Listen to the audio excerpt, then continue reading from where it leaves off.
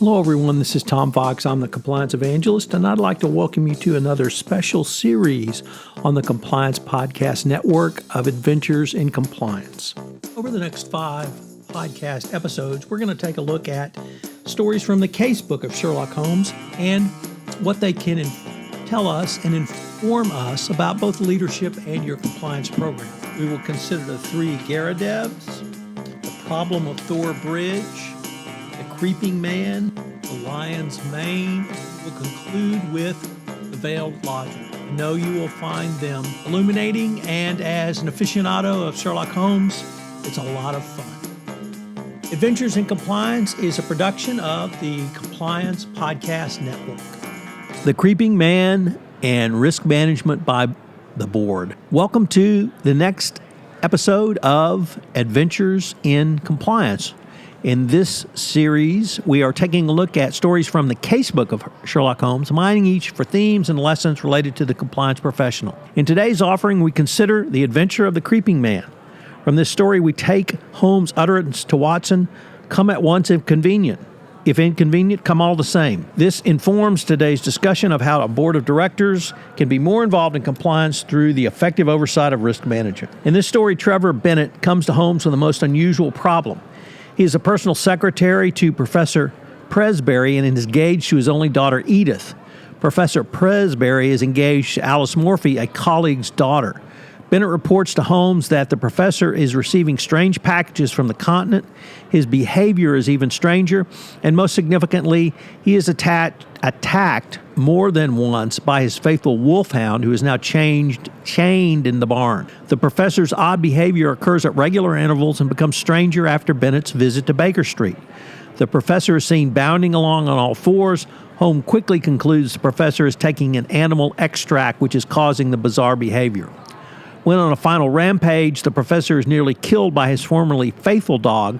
Holmes and Watson are able to find the extract that is causing the odd behavior.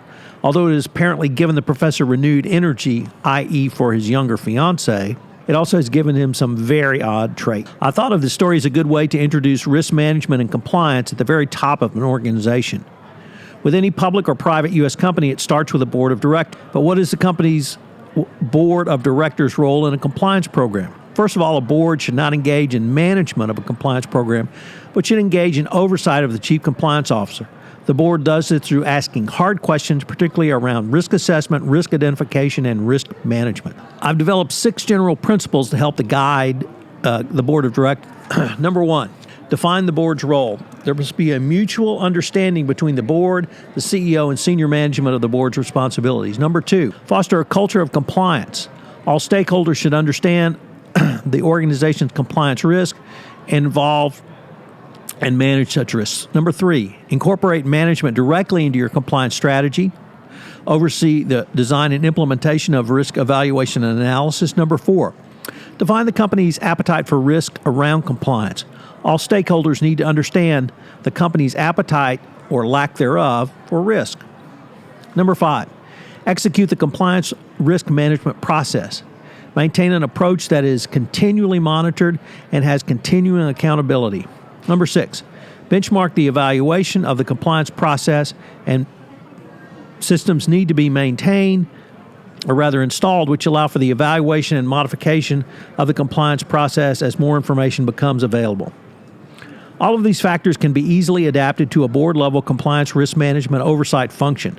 Initially, it's important that the board receive direct access to such information on the company's policies on this issue. The board must have quarterly or semi-annual reports from a company's CCO to either the audit committee or the compliance committee. Every board should create a compliance committee to deal with compliance issues, as the audit committee may be more appropriately focused with financial audit issues. A board compliance committee can devote itself to non-financial compliance. The board's oversight role should be to receive such regular reports on the structure of the company's compliance program, its actions, and evaluations. For this information, the board can give oversight to any modifications to managing FCPA risks that should be implemented. The CCO reporting to the compliance committee should be carefully structured to promote ethics and compliance. Here are some best practices. that I would suggest for you. Number one, quarterly reports. The CCO should report in person to the committee every quarter. If the CCO submits a written report and it does not appear before the committee, the failure to appear before the committee reflects a defective relationship. The quarterly report is critical for both the CCO and the committee to hear about compliance performance. 2, executive session.